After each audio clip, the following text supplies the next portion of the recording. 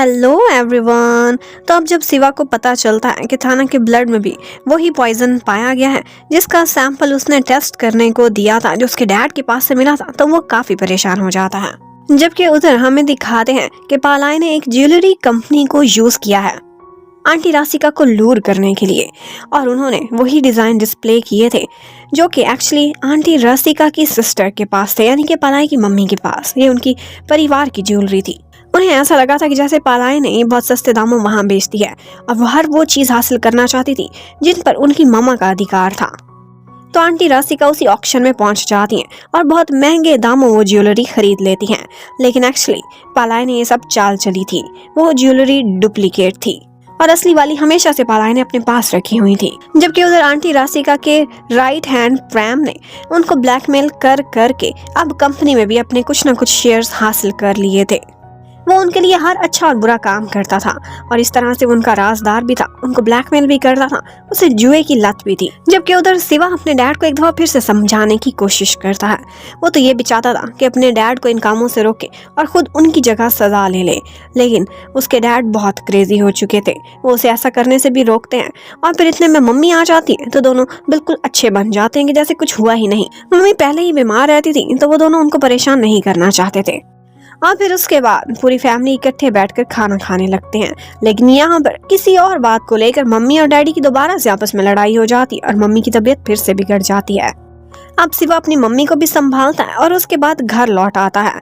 यहाँ पर जब पालाई लौटती है तो देखती है शिवा अपनी गाड़ी में थक के सो रहा था। वो अपनी फैमिली टेंशन्स को लेकर इतना परेशान था कि आज वो पालाई को हक करता है और उसे कहता है कि मैं थोड़ा समय इसी तरह बिताना चाहता हूँ। उसके बाद पालाई के साथ बैठकर वो कुछ देर बातें भी करता है। वो उससे कहता है कि मैं तुम्हें दोष नहीं देता जो भी तुम मेरे डैड के बारे में मुझे बताती रही हो। एक्चुअली मेरी अपनी फैमिली ही ब्रोकन है और इसी वजह से मेरा दिल भी टूटा हुआ रहता है। यहाँ पर वो उससे बार बार पूछता है कि मुझे और ना सड़ पाओ, तुम्हें जितना भी पैसा चाहिए मैं तुम्हें देने को तैयार हूँ, आखिरी फाइल उसका पासवर्ड भी मुझे दे दो। यहाँ पर वो मानती नहीं, जिसकी वजह से शिवा खुद को बहुत ज्यादा डेस्परेट फील करने लगता है। यहाँ पर पालाई मुड़ती है और उसे कहती है कि ठीक है, मैं तुम्हें कल वो फाइल दे दूंगी। ये सुनते ही शिवा उसे हक कर लेता है और उसका थैंक्स करता है। जबकि दूसरी तरफ हमें दिखाते हैं कि पैंग को आज मिस्टर सौरा ने अपने कमरे में बुलाया था। वो उस पर चोरी का इल्जाम लगाने लगते हैं, एक ज्वेलरी चोरी का, लेकिन उसके बदले उससे कहने लगते हैं कि तुम बच सकती हो अगर तुम पालाई के सारे गैजेट्स मेरे हवाले कर दो। वो उसका लैपटॉप, फोन और हर चीज उसे चुराने का ऑर्डर करते हैं और वो ये भी चाहते थे कि पालाई को पता ही ना चले, वो चीजें अपनी जगह पर वापस भी चली जाएं। पैंग की मॉम भी उस वक्त बीमार थी और मिस्टर सौरा उनको मारने की भी धमकी देते हैं और इसी वजह से पैंग को उनकी बातें माननी पड़ती हैं। जबकि उधर आंटी राशिका उसी ज्वेलरी कंपनी में एक दफा आती है तो उनको पता चलता है कि यहाँ पर पालाई का कुछ लेना देना है और यहीं से उनका शक यकीन में बदल गया था। उन्होंने भी फैसला कर लिया था कि वो पालाई से जरूर बदला लेंगी। अब वो ऑर्डर कर देती हैं और पालाई ने जहाँ पर अपनी इतनी ज्यादा मेहनत और पैसा इन्वेस्ट किया था, उस ज्वेलरी स्टोर को आग लगा दी गई थी रातों रात। पालाई ये देखकर बहुत हर्ट होती है, उसकी आंखों में भी आंसू आ गए थे। ऐसे में उसके कमरे में शिवा आता है और उससे कहने लगता है तुमने अभी तक मुझे पासवर्ड नहीं दिया। इस पर पालाई चिल्लाने लगती है और रोना स्टार्ट कर देती है। यहाँ पर शिवा समझ जाता है कि उसकी अपनी लाइफ में कितनी मुश्किलात हैं और वो पता नहीं कैसे इतनी सिचुएशंस को हैंडल करती है। वो उसे काम डाउन करने के लिए उसे हक कर लेता है। जबकि मम्मी डैडी से अपनी लड़ाई की वजह से आज अपसेट थी, वो ड्रंक भी बहुत ज्यादा थी। उस वक्त घर पर पालाई के अलावा कोई भी नहीं था तो वही मम्मी का ख्याल भी रखती है। यहाँ पर मम्मी फिर भी उसे बहुत बदतमीजी करती रहती हैं और इसी वजह से उनको बचाते बचाते पालाई का खुद का हाथ भी डैमेज हो गया था। उधर शिवा की कंपनी में एक इमरजेंसी बन गई थी। उनकी कंपनी से रिलेटेड कुछ एक्सपायर्ड आइटम्स की डिटेल्स लीक हो चुकी थी। ये सारा कुछ तब होता था जब उसके डैड इस कंपनी को हैंडल करते थे, लेकिन जब से शिवा आया था तब सब कुछ ठीक जा रहा था। अब शिवा को यही शक होने लगता है कि शायद थाना ने ये सारा कुछ लीक किया है, तो वो तुरंत ही जाता है और थाना से लड़ाई करना स्टार्ट कर देता है। लेकिन यहाँ पर उसकी मम्मी बीच में आ जाती है और बहुत मुश्किल से शिवा को शांत कराती हैं और वहाँ से भेज देती हैं। जबकि डैड वो तो थोड़े दिनों के लिए गायब ही हो गए थे। वो यहाँ पर एक नोट छोड़कर जाते हैं कि तुम्हारी मम्मी और मैं हर टाइम पर लड़ते रहते हैं, इसीलिए मुझे बदलाव चाहिए, मैं थोड़े दिनों के लिए बाहर जा रहा हूँ। और दूसरी तरफ हमें दिखाते हैं कि डॉक्टर नीचा आज शिवा से मिलने के लिए घर पर आई थी। उससे पता चला था कि थाना और शिवा लड़े हैं इसीलिए। लेकिन सिवा उससे मिलना नहीं चाहता था। तो इतने में पालाई बीच में आ जाती है और उसे यही कहने लगती है कि मेरा हस्बैंड तुम्हें नहीं मिलना चाहता, तुम्हें नहीं देखना चाहता, तो तुम यहाँ से चली क्यों नहीं जाती। और वो इस तरह से बात कर रही थी कि जैसे वो अपने हस्बैंड को लेकर बहुत पॉजेसिव हो। और यहाँ पर सिवा भी पहुंच जाता है और ऐसे एक्टिंग करने लगता है कि जैसे उसकी वाइफ पालाई बहुत पॉजेसिव है और उसे अपने हस्बैंड का लड़कियों से मिलना बिल्कुल पसंद नहीं। जबकि उधर पालाई एक दफा एक काम से अपने मम्मी डैडी वाले घर पर गई थी। यहाँ पर उसकी गाड़ी खराब हो गई थी, जिसकी वजह से वो उसे वहीं पर ही पार्क करके चली जाती है। अब उसके थोड़े ही दिनों बाद आंटी राशिका ने पालाई के मम्मी डैडी के लिए घर पर एक इवेंट रखा हुआ था उनकी याद में। अब वही इवेंट अटेंड करने के लिए पालाई भी आती है और यहाँ पर वही लॉयर वॉट भी आया हुआ था। एक्चुअली आंटी राशिका ने उनके लिए एक चाल चली थी। उन्होंने जानबूझकर पालाई को अपने पासवर्ड दिखा दिए थे जो कि उनके लॉकर के थे, और वो उसी लॉकर की तलाशी लेने के लिए मिस्टर वॉट को उधर भेज देती है। मिस्टर वॉट पूरी कोशिश तो करता है कुछ डॉक्यूमेंट्स चुराने की, लेकिन एन टाइम पर वो कामयाब नहीं हो पाता। जबकि आंटी राशिका ने भी इस सब में पालाई को फंसाने के लिए एक चाल रखी हुई थी। पालाई भी अवेयर हो जाती और आंटी राशिका और पालाई दोनों का ही प्लान काम नहीं कर पाता। जबकि उधर थाना को पता चलता है कि जिसने उसके डैड को मारा है उस गुंडे के पास कुछ सबूत बचे हुए हैं, और वो थी मिस्टर सौरा के कोट के ऊपर उसके डैड के खून के धब्बे। इसके थ्रू वो मिस्टर सौरा को मर्डरर साबित कर सकते हैं, लेकिन वो बंदा पैसे मांगता है और वो भी 10 मिलियन। अब थाना के पास तो इतने पैसे थे नहीं, जबकि पालाई को एक कॉमन फ्रेंड के थ्रू इस बात का पता चल गया था। उधर हमें जैन जैंग को दिखाते हैं। उसने एक दिन जल्दी में घर से निकलना था। उसकी गाड़ी तो काम नहीं करती, जबकि पालाई की गाड़ी वहीं पर पार्क थी ठीक होने के बाद।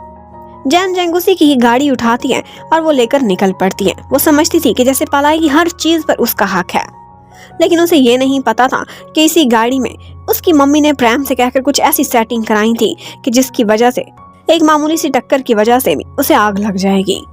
पालाई को भी अपने आदमियों के थ्रू इस प्लानिंग की कुछ खबर हो चुकी थी, लेकिन जैसे ही उसे पता चलता है कि जैन जैंग उसकी गाड़ी में बैठकर कहीं चली गई है, तो वो तुरंत ही परेशान हो जाती है। वो उसे कॉल करती है, गाड़ी रोकने को बोलती है, लेकिन वो उस वक्त इतने गुस्से में जा रही थी कि किसी की कॉल भी नहीं सुन रही थी। उसकी एक्चुअल में मम्मी से लड़ाई हुई थी। वो यहाँ पर सिवा से भी रिक्वेस्ट करती है कि तुम कॉल करो, वो तुम्हारी बात जरूर सुनेगी, लेकिन वो उसकी कॉल्स भी नहीं उठा रही थी।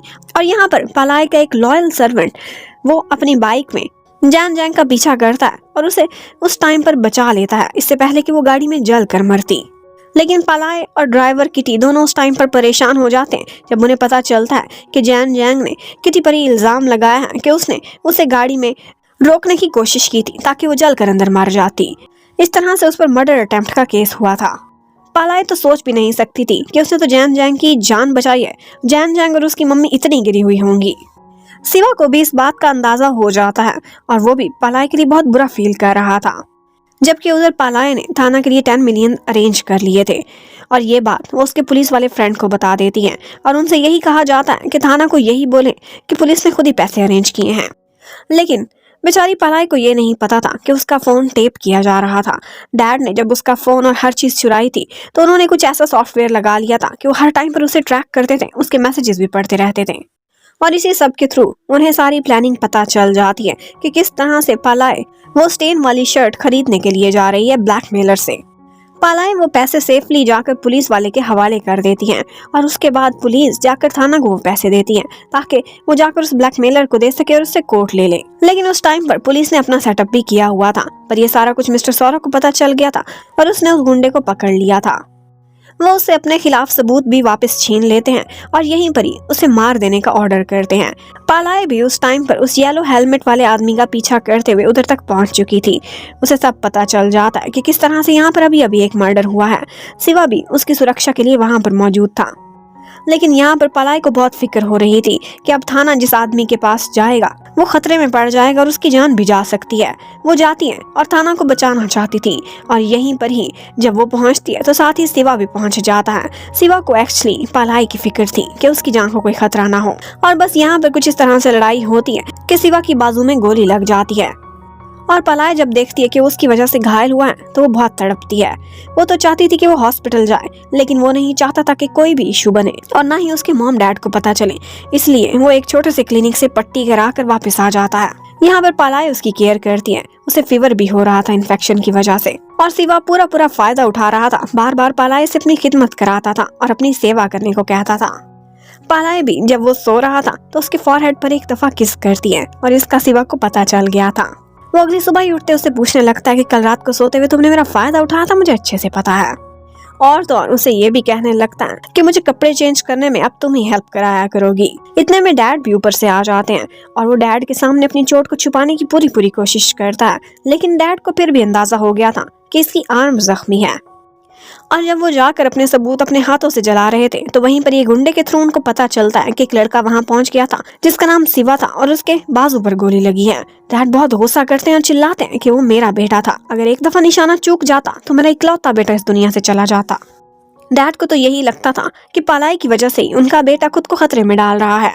उधर पालाए अपने ड्राइवर किटी को बचाने के लिए बार बार कोशिश कर रही थी कि उस वर्कशॉप का पता चल जाए जहां से उसकी गाड़ी में गड़बड़ कराई गई थी, लेकिन वो वर्कशॉप मिस्टीरियसली बिल्कुल बंद हो चुकी थी।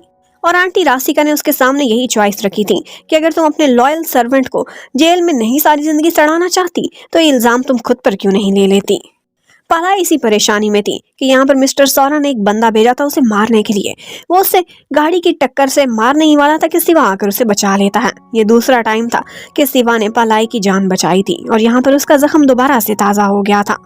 पालाई बहुत रोती है और शिवा से कहती है कि मैं नहीं चाहती कि मेरी वजह से तुम खतरे में पड़ो, पहले ही मैंने तुम्हें बहुत हर्ट किया है, बहुत तकलीफ दी है। लेकिन शिवा बस उसे रोते हुए और तकलीफ में नहीं देख सकता था। वो उसे चुप कराता है और अपने साथ घर ले जाता है। अब पालाई उसकी दोबारा से ड्रेसिंग करती है और उसे कहती है कि प्लीज आइंदा मेरे करीब मत आना, मेरी वजह से खुद को खतरे में ना डालना। लेकिन शिवा उससे कहता है कि पता है ऐसा मैं क्यों करता हूँ, क्योंकि मैं तुमसे प्यार करता हूँ। वो उसे किस भी करना चाहता था, लेकिन पालाई पीछे हट जाती है। अब थोड़ी देर बाद पालाई दोबारा से उसका ख्याल रखने के लिए उसके पास आई थी कि वो सो चुका होगा, लेकिन वो जाग रहा था। वो दोबारा से उसे आई लव यू बोलता है और अब की बार वो उसे किस कर लेता है। पालाई को भी लगता है कि उसके ट्रू लव का अंदाजा हो चुका था। वो उसे कोई जवाब तो नहीं देती, लेकिन उसे किस करने से तो रोक देती है, पर हक करने के लिए अलाउ कर लेती है। अब शिवा नेक्स्ट मॉर्निंग बहुत खुश था क्योंकि पालाई ने सुबह ही सुबह उसके लिए मेडिसिन भी रखी हुई थी और सारी रात वो उसी के साथ ही सोई थी। अब वो खुश उठता है, लेकिन जब नीचे उतरता है तो पता चलता है कि पैंक सामान पैक कर रही है। पालाई ये घर छोड़कर जा रही है। वो बहुत अपसेट हो जाता है, लेकिन पता चलता है कि कहीं और नहीं, वो साथ में बैकयार्ड वाले घर में वापस जा रही है। तो शिवा भी तुरंत ही अपना सारा सामान वहीं पर शिफ्ट करा लेता है और कहता है कि यही तो वो कमरा है जहाँ से हमारी लव स्टोरी स्टार्ट हुई थी। मैं भी अब यहीं पर रहूंगा जहाँ मेरी वाइफ रहेगी। और फिर उसके बाद शिवा जैन जैंग से मिलने के लिए जाता है। एक्चुअली वो सारी रियलिटी जानना चाहता था कि आखिर कौन है जो पालाई का दुश्मन है, और वो कार वाले केस को लेकर भी वो काफी अपसेट था, जिस एक्सीडेंट में जैन जैंग की जान बहुत मुश्किल से बची थी। यहाँ पर वो जैन जैंग से बातें उगलवाने के लिए उससे मीठी मीठी बातें करता है और उसे अपने जाल में फंसा लेता है। अब उसे उनके फैमिली के बहुत सारे राज पता चल चुके थे। जबकि उधर थाना के घर पर एक दफा शूटिंग कराई गई थी। मिस्टर सौरा डेस्परेट थे, उसे बस मरवाना चाहते थे और यहाँ पर उसकी मम्मी को तो किसी आंटी के घर शिफ्ट कर दिया गया था, लेकिन थाना घर छोड़ने के लिए रेडी ही नहीं हो रहा था। यहाँ पर डॉक्टर नीचे आती है और बहुत मुश्किल से उसे संभालती है और उससे कहती है कि मैं तुम्हारी डॉक्टर भी हूँ, तो तुम मेरे घर पर आकर रहोगे। और फाइनली वो थाना को मनाने में कामयाब भी हो जाती है। जबकि उधर पालाई ने एक दफा थाना से मिलने के लिए मैसेज किया था, जो कि डॉक्टर नीचा भी पढ़ लेती है, लेकिन वो बस यही सोचती रहती है कि वो क्यों इससे कांटेक्ट करना चाहती है। जबकि दूसरी तरफ शिवा को दिखाते वो कोई भी मौका हाथ से नहीं जाने देता था। जब भी मौका मिलता था बस पालाई को अपने करीब रखने की कोशिश करता था और उसे रोमांस भी करता था, उसे काफी छेड़ता रहता था। लेकिन पालाई को आज घर पर लिपस्टिक मिलती है जो कि ना तो उसकी थी ना ही पैंग की, और इतने में ऊपर से जैन जैंग आ जाती है और कहती है कि कल रात मैं और शिवा दोनों इकट्ठे थे, मेरी लिपस्टिक गिर गई थी तो इसी ने ही उठाई होगी।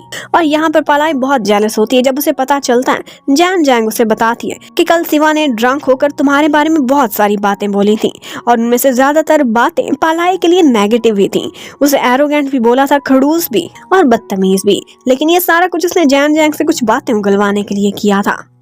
और तो और पालाई गुस्से में जैसे ही वो लिपस्टिक उछालती है उसे शिवा और जैन दोनों पकड़ने की कोशिश करते हैं और उनका हग हो जाता है। और बस इसी बात पर पालाई बहुत गुस्से में आ जाती है। एक्चुअली वाइफ तो थी, जेलस भी हो रही थी। अब पालाई तो वहां से चली जाती है पुलिस स्टेशन में। आज इंटेरोगेशन थी, जबकि उधर पैंग ने जैन जैंग के कपड़े गंदे कर दिए थे और वो जब उससे कपड़े मांगती है चेंज करने के लिए तो वो उसे सिर्फ मेड वाला ड्रेस दे देती है जो कि हमेशा ऑफिस में पालाई को पहनाया जाता था। और तो और इसी हालत में एक दफा जैन जैंग गिरने वाली थी कि नेट उसके ऊपर आकर गिर जाता है। ये सब पैंग देख लेती है और वो नेट को बहुत मारती है क्योंकि वो और नेट एक दूसरे को लाइक करते थे। और फिर हमें अपने सेकंड कपल को दिखाया जाता है। डॉक्टर नीचा और थाना एक ही घर में रहते हुए काफी एक दूसरे के क्लोज भी होते जा रहे थे। उधर पालाई को आंटी राशिका ने यही ऑफर दी थी कि अगर तुम अपने सर्वेंट को बचाना चाहती हो तो एक दफा अपने ऊपर इल्जाम ले लो कि तुमने गाड़ी में गड़बड़ की थी, और उसके बाद वो जैन जैंग से वही एप्लीकेशन वापस ले लेंगी। लेकिन उसके खिलाफ कोई प्रोसीडिंग तो नहीं होगी, पर उसे नीचा दिखाने के लिए ये सारा कुछ करना जरूरी था। पालाई भी अपने सर्वेंट को बचाने के लिए ये सारे चार्जेस एक्सेप्ट कर लेती है। कहती है कि मैंने खुद ही गाड़ी में गड़बड़ कराई थी ताकि जैन जैंग को नुकसान पहुंच सके। अब इस तरह से आंटी राशिका अपनी एक चाल में तो कामयाब हो गई थी, लेकिन शिवा बहुत परेशान हो जाता है क्योंकि उसने खुद देखा था कि जैन जैंग को बचाने के लिए कितनी परेशान हो रही थी, तो अब ये सब कुछ कैसे एक्सेप्ट कर सकती है। आज फिर से मिस्टर सौरा का आदमी पलाई को खत्म करने के लिए अपनी टैक्सी में आ रहा था उसे नुकसान पहुंचाने के लिए। लेकिन शिवा भी अवेयर था और वो चाहता था कि पलाई उसके साथ रहे, लेकिन पलाई नहीं चाहती थी कि वो उसकी वजह से कोई भी खतरा ले, तो वो उसे चक्कर देती हुई टैक्सी में बैठ जाती है। लेकिन उसे नहीं पता था कि ये टैक्सी उसके दुश्मन की ही है। अब जब तक खतरे का अंदाजा होता है पलाई को, वो शिवा को कॉल मिला देती है जो कि पिछली गाड़ी में उसका पीछा ही कर रहा था। लेकिन उस ड्राइवर ने पलाई को बेहोश करके छुपा दिया था गाड़ी में और वो पुलिस के नाके से बचकर आगे निकल जाता है। लेकिन इतने में वहां पर शिवा पहुंच जाता है जो कि गाड़ी में से पलाई को बाहर निकाल लेता है। मिस्टर सौरा ने कहा था कि अगर वहां पर शिवा नाम का कोई लड़का अपीयर हो जाए तो उसको तुमने कोई नुकसान नहीं पहुंचाना। लेकिन अब बात ही कुछ ऐसी हो गई थी कि उसे दोबारा से गन उठानी पड़ती अपनी जान बचाने के लिए। लेकिन तब तक नाके वाली पुलिस भी वहां पहुंच जाती है और उस क्रिमिनल को अरेस्ट कर लेती है। यहाँ पलाई शिवा को हक करती है। शिवा ने आज फिर से उसकी जान बचाई थी। अब पलाई शिवा को बहुत कहती है कि जाओ और अपने कमरे में जाकर सो, लेकिन वो ना तो खुद कहीं जा रहा था, ना ही पलाई को वहां से जाने का अलाउ करता है। अब वो दोनों जब सोने के लिए लेटे हुए थे तो यहाँ पर शिवा उसके क्लोज आता है और उससे पूछने लगता है कि मैंने तो तुम्हें अपनी फीलिंग्स बता दी सच सच, मुझे भरोसा है कि तुम भी मुझे लाइक करती हो, लेकिन तुम्हारे मुंह से सुनना चाहता हूँ। यहाँ पर पलाई भी वीक हो जाती है और उसे आई लव यू टू बोल देती है और इसी बात पर वो उसे किस करता है। अब नेक्स्ट मॉर्निंग पलाई उठती है तो शिवा ने उसके लिए एक फ्लावर भी रखा हुआ था। रोज के साथ साथ मैसेज था कि मैंने जो ड्रेस पिक किया है तुमने आज वही पहनना है और मेरे साथ एक जगह डेट पर चलो। अब उन दोनों ने मैचिंग ड्रेस पहने हुए थे। वो ब्रेकफास्ट टेबल पर थे। पलाई बहुत कहती है कि अभी मैं बिजी हूँ और तुमने मुझे कोई टाइम लाइन ही नहीं दी इकट्ठे कहीं जाने के लिए, कि इतने में उनके डैड भी ऊपर से आ जाते हैं। और यहाँ पर पैंग डैड को अचानक से देखकर बहुत डर जाती है। ये बात पहली दफा पलाई ने नोटिस की थी कि आजकल पैंग कुछ घबराई लगती है, स्पेशली जब भी वो मिस्टर सौरा को देखती है। और यहीं पर ये पार्ट खत्म होता है। Thank you for watching, bye bye.